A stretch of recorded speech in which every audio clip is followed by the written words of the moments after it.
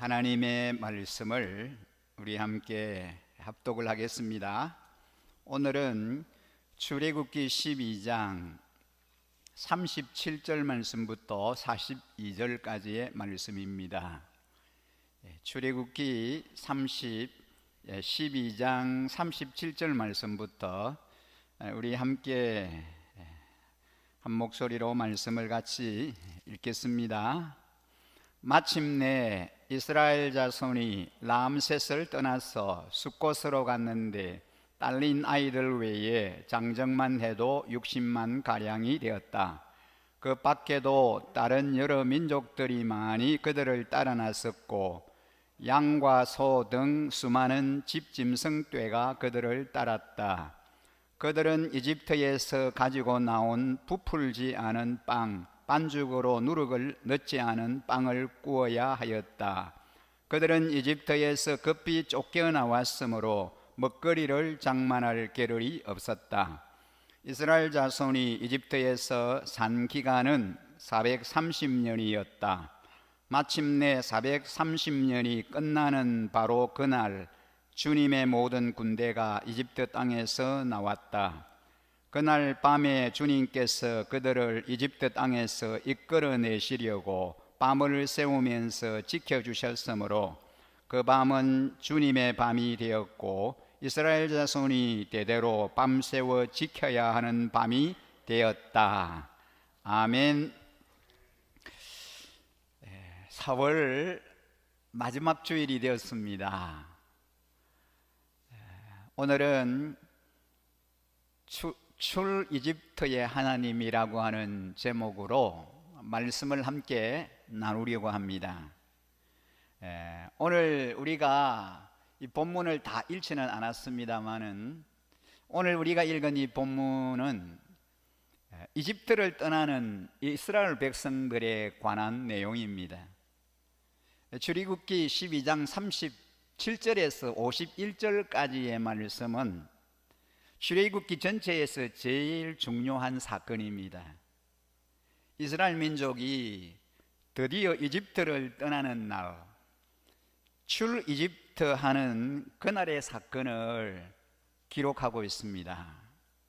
본문이 어떻게 시작이 됩니까? 이스라엘 백성이 람셋을 떠나서 숫곳으로 왔는데 라고 시작을 하고 있습니다. 그들은 이집트 땅의 마지막 변경 도시인 람셋에서 출발을 했던 겁니다. 이집트 땅을 떠나는 것은 이스라엘 백성들이 처음부터 계획한 거 아닙니다. 합의에 의한 것도 아닙니다. 선거로 의견을 모아 결정을 한 것도 아닙니다. 물론 모세의 설득이 매우 중요한 역할을 하기는 했습니다. 그러나 모세도 처음부터 이것을 계획했던 건 아닙니다. 그렇다면 이 출이집트의 계획은 누구의 계획입니까? 출애굽하는 이 계획이 누구의 계획이었습니까? 그것은 하나님의 계획이었고 하나님의 간섭이었고 하나님의 사역이었습니다. 전적으로 하나님께서 주도하신 사건이라고 할 수 있습니다. 본문은 바로 이 엑소더스의 첫밤, 첫날의 사건들을 기록하고 있습니다.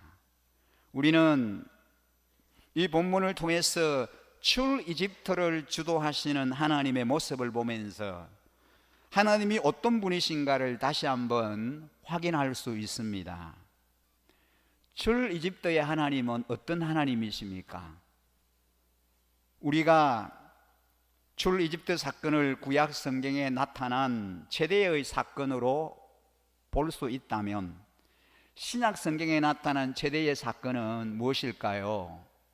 신약 성경에 나타난 최대의 사건은 십자가 사건입니다. 우리는 십자가 사건으로 말미암아 이 세상에서 떠나 그리스도께 속한 자가 될 수 있었습니다. 이것은 그리스도인의 영적 출애굽이라고 할 수 있습니다. 우리는 구약 성경에 나타난 출이집트의 하나님을 생각하면서 내 개인의 삶 속에 임하시사 나를 출애굽하게 하시는 하나님이 어떤 하나님이신가를 묵상해 볼 필요가 있습니다.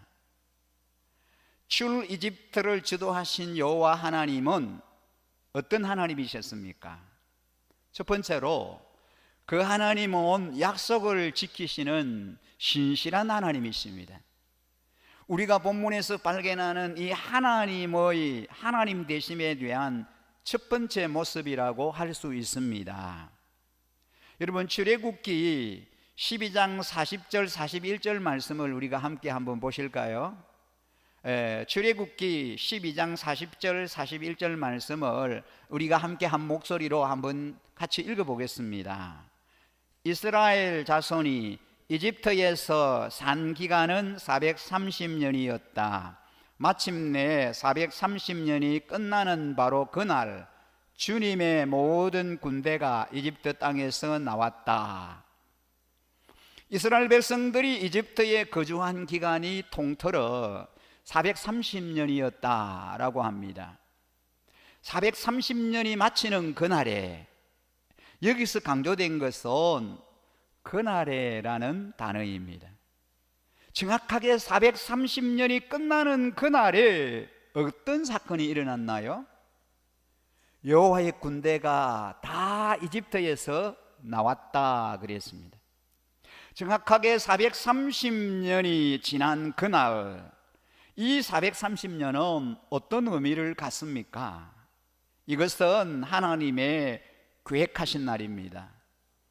또 430년이 끝나는 그날은 이집트의 노예 생활이 끝나는 날입니다. 출 이집트의 날, 하나님이 그날을 계획하신 것입니다. 그것은 우연히 역사 속에서 발생한 그 어느 한 날의 에피소드가 아니라 전적인 하나님의 주권 속에 계획하신 사건이었습니다.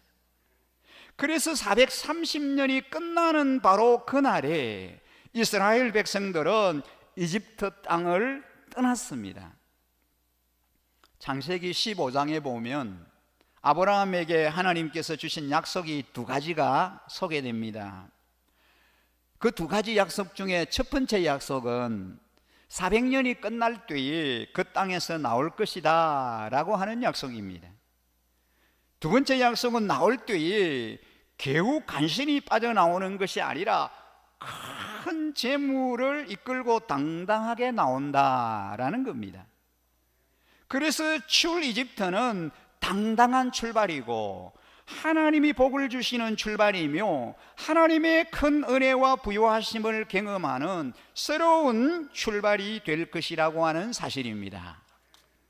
하나님은 두 가지 약속을 주셨습니다. 그런데 두 가지가 다 이루어졌습니까? 아니면 이루어지지 않았습니까? 출애굽기 12장 40절 41절을 보면 여기서 강조된 단어가 뭐라 그랬죠? 그날에라는 단어입니다.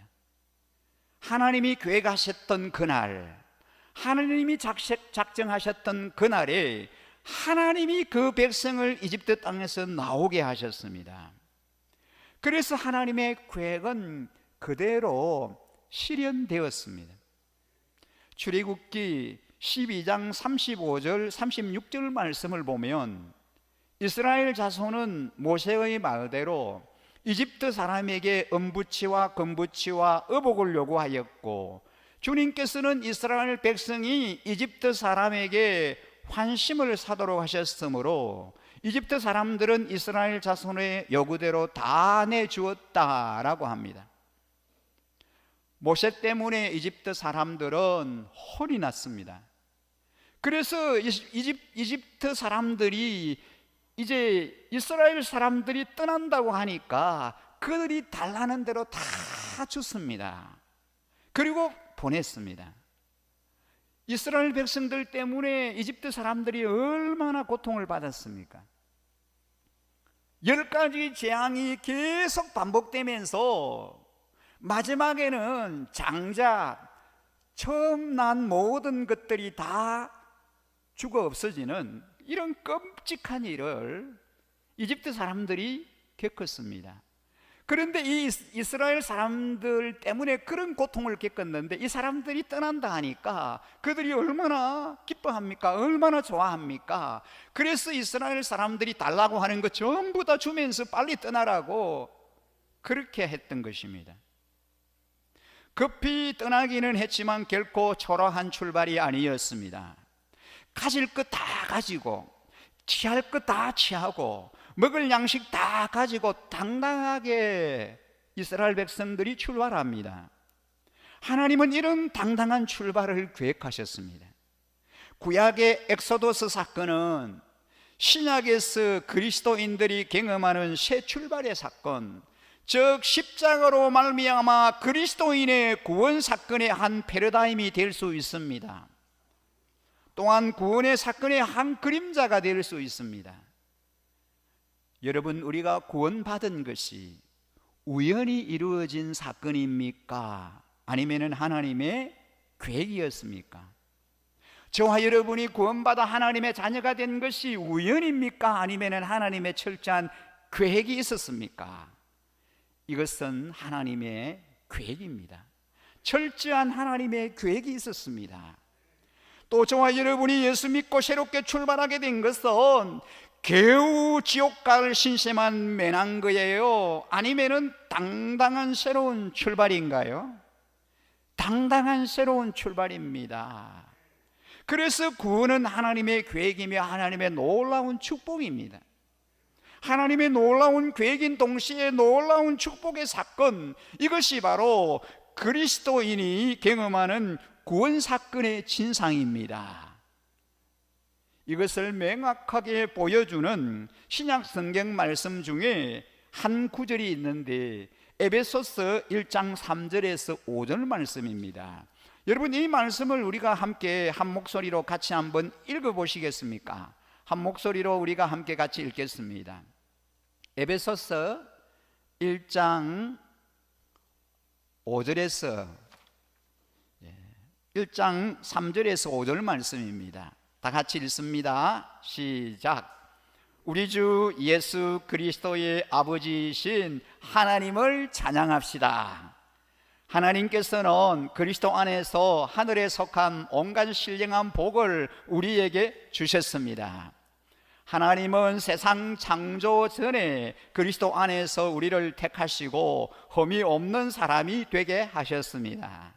하나님은 하나님의 기뻐하시는 뜻을 우리가 따라 예수 그리스도를 통하여 우리를 하나님의 자녀 삼으시기로 예정하신 것입니다. 아멘. 여기 보니까요, 첫 번째로 그것은 하나님의 예정입니다. 하나님의 계획이라는 거예요. 언제부터 하나님이 우리의 구원을 계획하셨죠? 언제부터 하나님이 저와 여러분을 구원하시기로 계획하셨습니까?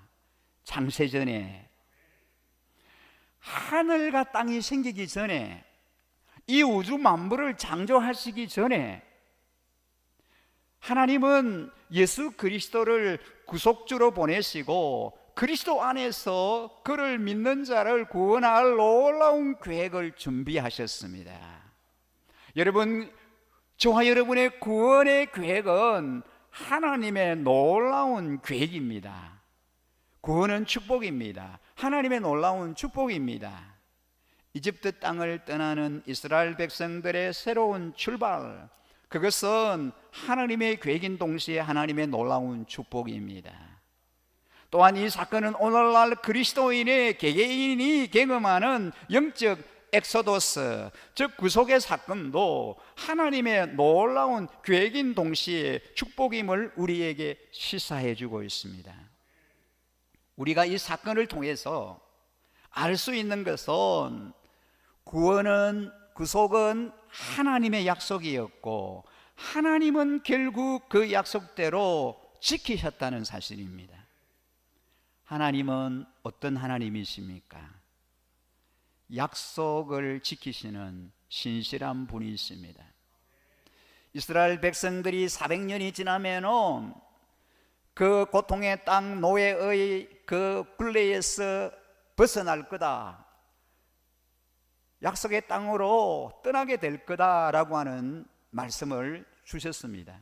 근데 참으로 놀랍게도 430년이 되는 바로 그날에 하나님의 약속하신 대로 이스라엘 백성들이 출 이집트하는, 애굽을 떠나는 이런 놀라운 역사가 일어났다라는 것입니다. 구원의 계획을 준비하시고 신실하게 그대로 축복하신 하나님은 지금도 변함이 없으신 신실하신 하나님이신 줄 믿습니다.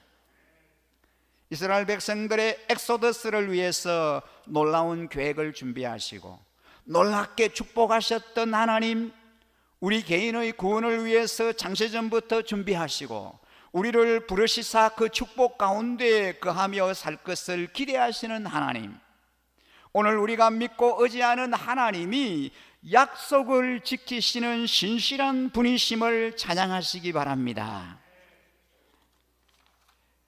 두 번째로 오늘 이 본문에 나타난 출 이집트의 하나님, 은혜를 베푸시는 여호와, 그리고 그 은혜의 응답을 요구하시는 여호와이십니다. 이스라엘 백성들이 이집트 땅을 떠날 수 있었던 것은 결정적으로 어떤 사건과 맞물려 있습니까? 바로가 무엇을 보고 항복했습니까? 마지막 재앙, 10번째 내린 재앙, 장자들, 처음 난 것들을 심판하는 사건 때문입니다. 계속 재앙이 내리고 하나님이 그 애굽 이집트 백성들을 심판하시는데도 이 바로의 마음이 완악하고 강팍함으로 하나님의 말씀에 순종하지를 않습니다. 그러다가 결국은 마지막 10번째 무시무시한 재앙이 임했는데, 그것이 바로 장자, 이집트에 태어난 모든 장자, 처음 태어난 모든 초태생을 다 죽여 없애는 이 재앙이 10번째 재앙입니다. 이 재앙이 이집트에 내림으로 인하여 드디어 바로는 하나님 앞에 항복할 수밖에 없었습니다. 그 심판의 사건은 심판의 와중에서 하나님의 것들을 철저히 지키시고 구별하시는 하나님의 은혜를 나타내 보여줍니다. 그것은 바로 유월절 사건입니다.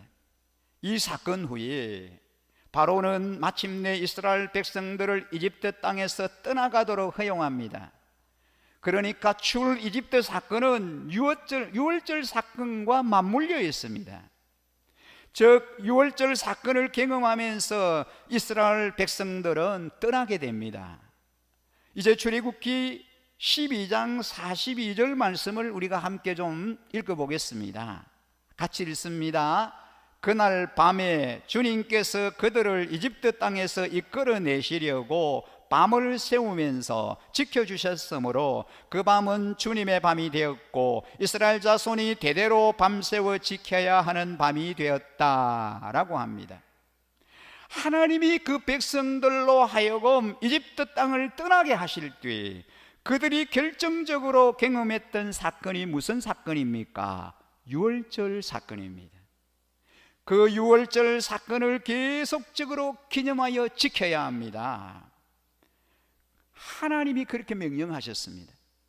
처음 난 것들, 장자들이 다 하나님의 재앙과 진노로 심판을 받는 그 밤에 이스라엘의 장자들, 이스라엘의 처음 난 것들이 다 구원받고 보호받을 수 있었던 것은 하나님의 은혜였습니다. 이집트 땅의 모든 장자와 처음 난 것들은 다 죽어 없어지는 뒤 하나님의 백성인 이스라엘 백성들의 장자와 처음 난 것들은 다 구원받았습니다. 무사했습니다. 그런데 그것은 무엇 때문에 그렇습니까? 왜 그렇습니까? 하나님의 은혜 때문입니다. 하나님께서 이스라엘 백성들에게 놀라운 은혜를 내리셨습니다. 무엇으로 인하여 그 은혜가 이스라엘 백성들에게 임하게 된 것입니까? 어떤 집들만 다 보호를 받았습니까? 하나님께서는 하나님의 명령대로 유월절 어린 양을 잡아서 그 피를 집 문설주와 좌우 문설주와 임방에 바르게 하고 내가 그 피를 볼 때에 넘어가리라라고 말씀하셨습니다. 이스라엘 백성들도 죄 없는 사람들 아니에요. 다 똑같은 죄인입니다. 애굽인이나 이스라엘인이나 다 똑같은 죄인입니다. 그들도 죄인이고 하나님의 심판을 피할 수 없습니다. 그러나 하나님은 하나님을 의지하고 신뢰하는 백성들에게 구원의 길을 주셨습니다. 그 구원의 길은 그들 대신 희생하여 죽은 어린 양의 피를 집 좌우 문설주와 임방에 바르게 하고, 그 어린 양의 피를 바른 자들의 집안은 하나님의 죽음의 천사, 심판의 천사가 집집마다 다닐 때에 넘어가는 것입니다. 어린 양의 피를 문 임방과 문 그 좌우에 피를 바른 그 가정은 통과하는 거예요. 패스하는 것입니다. 그 가정은 심판에서 제외하는 것입니다. 이것이 하나님의 명령입니다. 말씀이었습니다. 그 말씀, 그 명령을 이스라엘 백성들은 그대로 순종했습니다. 그래서 그들은 무사할 수 있었습니다. 이 무시무시한 심판에서 살아남을 수 있었습니다. 하나님의 말씀에 순종했고 그 말씀대로 행하였기 때문에 구원을 얻을 수 있었습니다. 여러분, 이 유월절의 핵심이 무엇입니까? 유월절의 핵심은 어린 양입니다. 그들을 대신해서 죽었던 희생의 어린 양 말입니다. 사도 바울은 신약 성경에서 이 유월절 어린 양은 누구를 가리킨다고 했습니까? 우리의 유월절 어린 양 대신 그리스도께서 우리를 대신해서 희생하셨다라고 말합니다. 그 유월절 어린 양은 바로 예수 그리스도를 보여주고 있습니다. 그러니까 그 어린 양의 희생을 근거로 하나님은 그 백성들을 용서하시고 용납하시고 심판에서 보호하셨습니다. 여러분, 한마디로 말하면 무엇입니까? 은혜입니다. 하나님의 은혜입니다. 여러분, 우리가 죄 사함 받고 구원받아 하나님의 백성이 되고 천국의 소망을 갖게 된 것은 믿지 않는 사람들보다도 우리가 잘나고 우리가 잘 살고 잘 행동했기 때문입니까? 그래서 우리가 구원을 받은 겁니까? 아닙니다. 우리도 똑같은 죄인입니다. 그러나 하나님이 우리를 위하여 보내주신 구속의 주님 예수 그리스도를 믿음으로 그 흘리신 피로 우리가 죄사함 받아 하나님의 백성이 되어 하나님의 구원의 은혜를 경험하게 된 줄로 믿습니다. 여러분, 이것이 하나님의 은혜예요. 하나님의 놀라운 은혜고 사랑입니다. 구원은 우리의 행위에 근거한 거 아니다 그랬습니다. 하나님의 전적인 선물입니다.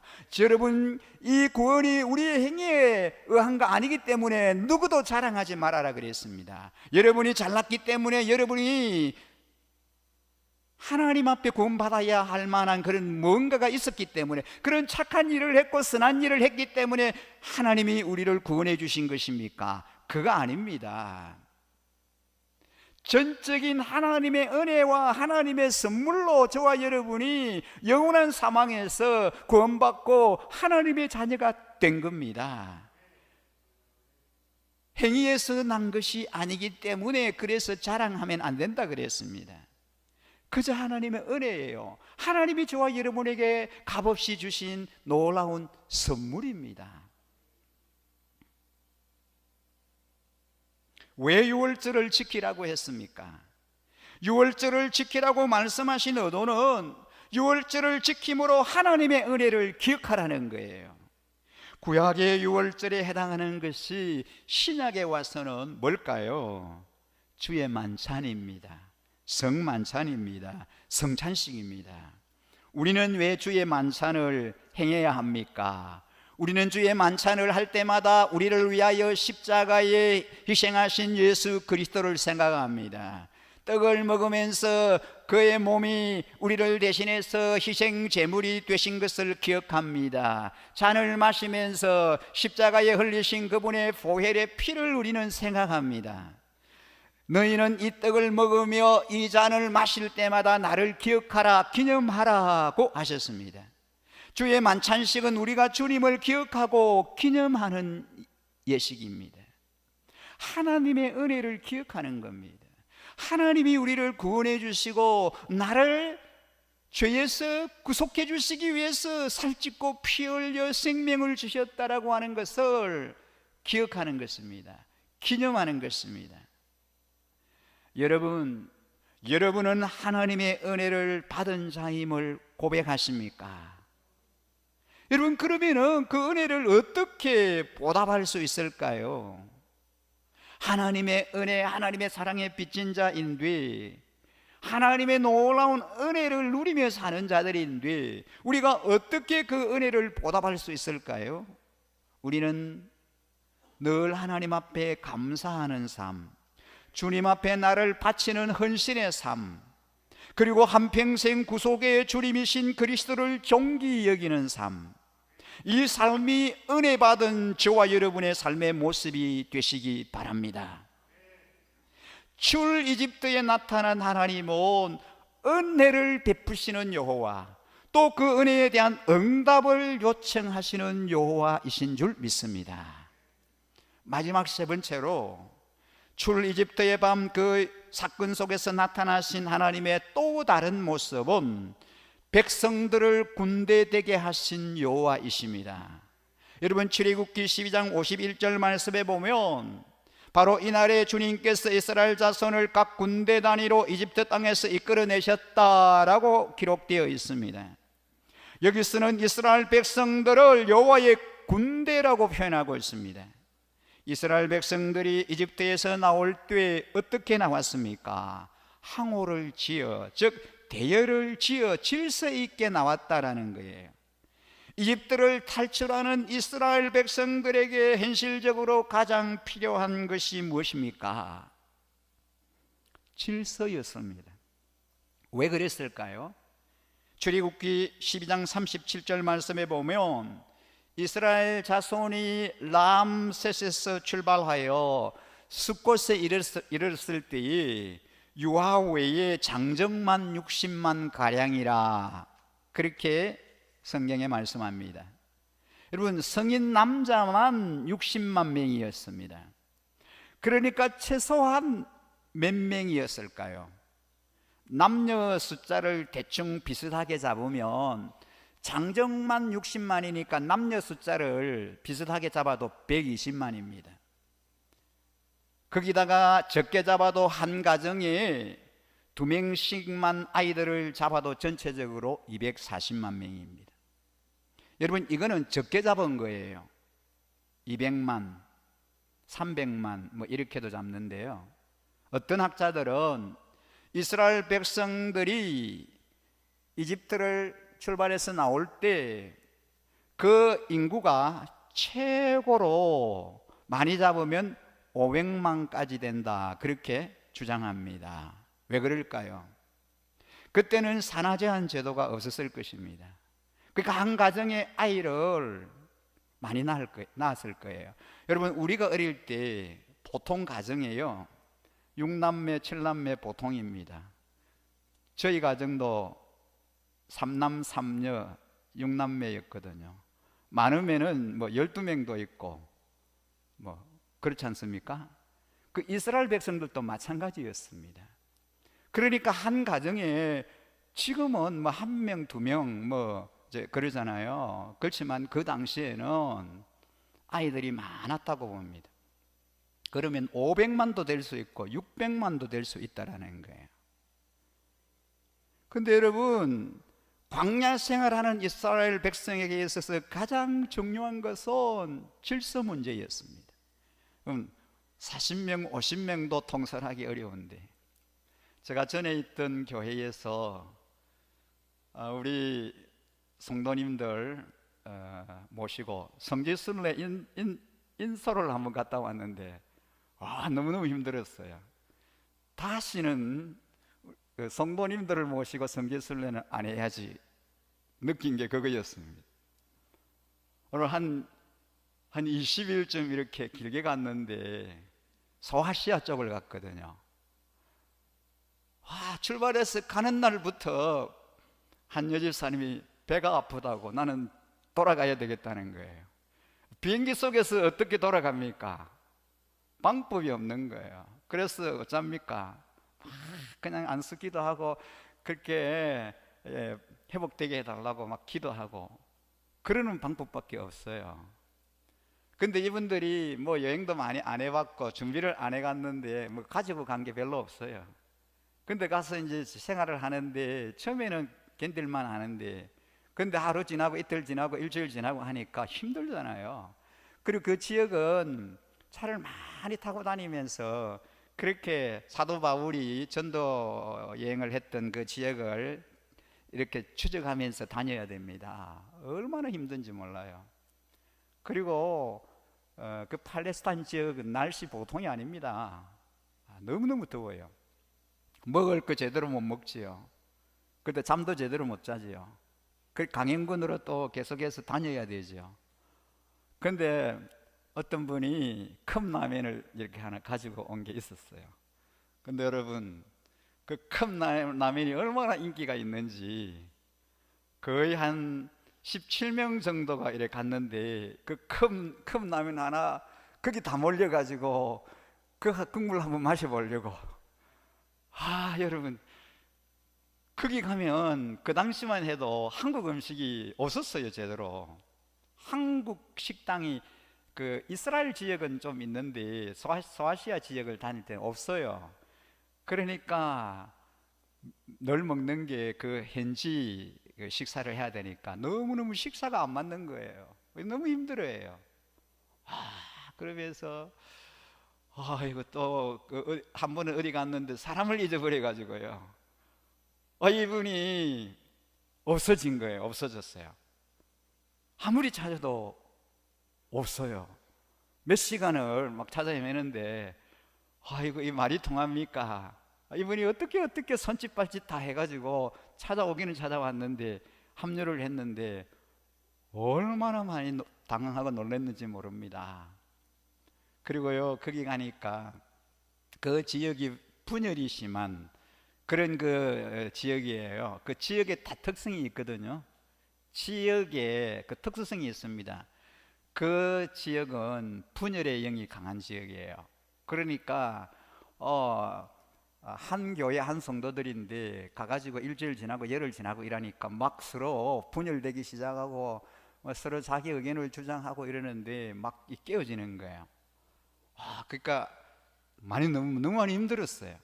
그래서 다시는 이런 일은 안 해야 되겠다.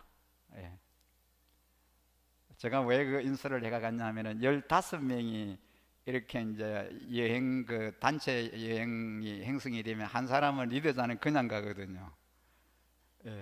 저는 이제 그냥 그 리더자니까 가는 거예요. 경비 안 내고 가는 거예요.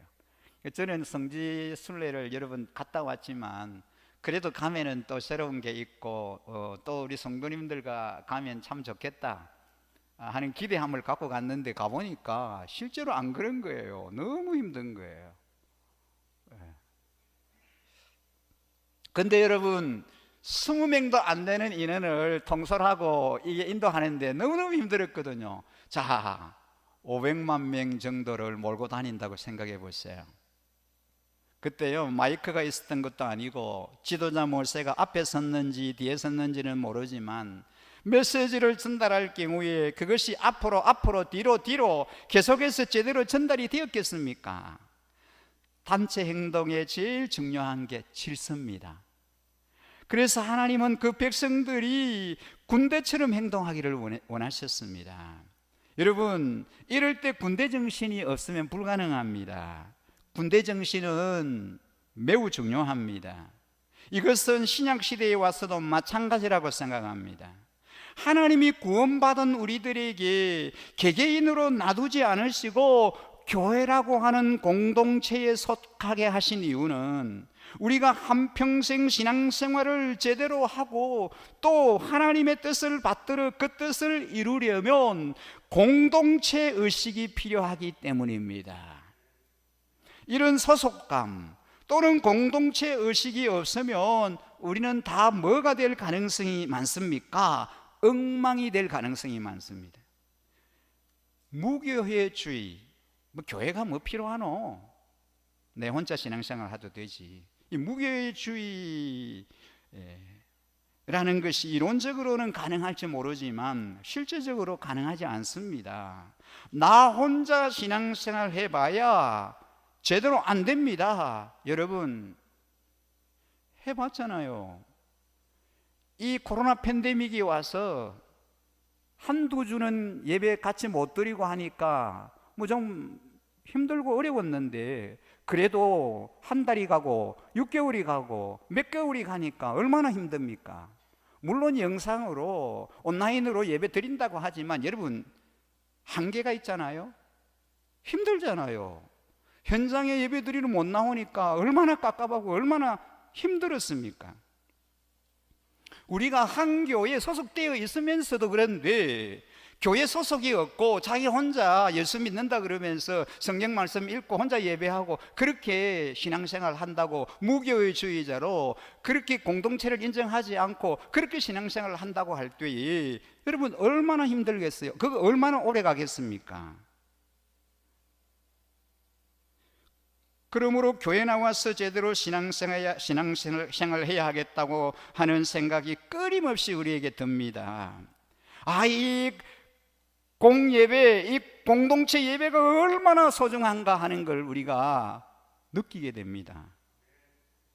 또 하나님의 일을 성취하기 위해서는 혼자 힘으로 안 됩니다. 질서 있는 공동체의 협력 안에서만 하나님의 뜻이 성취될 수 있다는 거예요.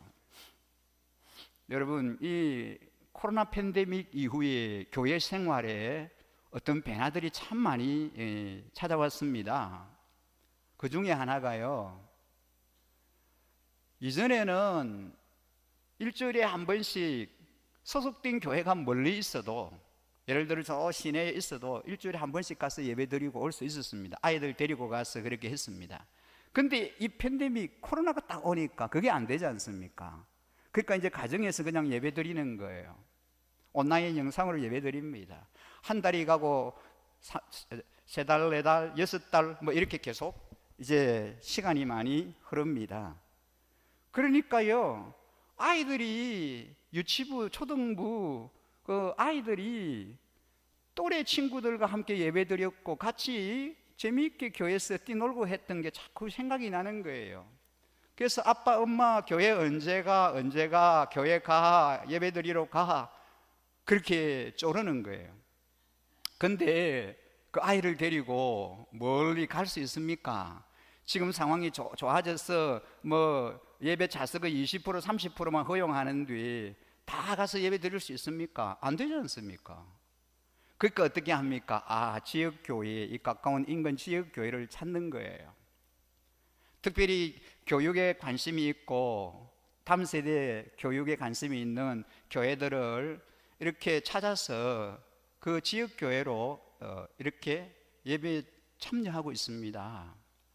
그런 가정들이 저희 교회도 여러 가정이 있습니다. 그리고 지난 월요일 날에는 이제 시내에 있는 우리 같은 교단에 그 출석하시는 그 집사님으로부터 제가 전화를 받았어요. 그 집사님이 전화하시면서 자기를 소개하고 그러면서 저희 아들이 정관에 살고 있는데 코로나 이전에는 한 교회에서 같이 예배드리고 교도 봉사하고 그렇게 했다는 겁니다. 근데 지금은 그게 안 돼요. 그 이제 예배드리러도 못 오고 한 1년 이상 예배의 자리에 못 나오고, 물론 영상으로 예배를 드리지만 그 유치부 또 그 손자인지 손녀인지도 있어요. 근데 이제 정상적인 예배가 안 되지 않습니까?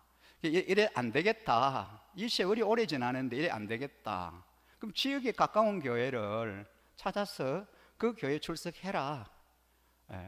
그렇게 얘기를 하고 아버지가 자녀를 사랑하는 그런 마음이 참 많으신 분이에요.